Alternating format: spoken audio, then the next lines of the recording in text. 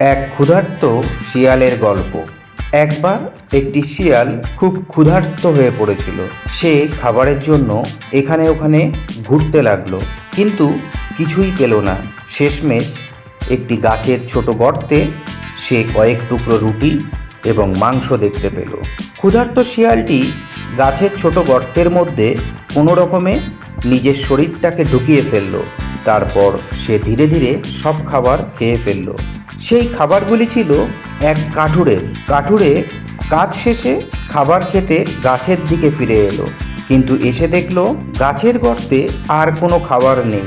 সেখানে আছে একটি শিয়াল। কাঠুরেকে দেখে শিয়ালটি গর্ত থেকে বের হয়ে পালিয়ে যেতে চাইল, কিন্তু পারল না, কারণ খাবারগুলি খেয়ে তার পেট ফুলে গিয়েছিল।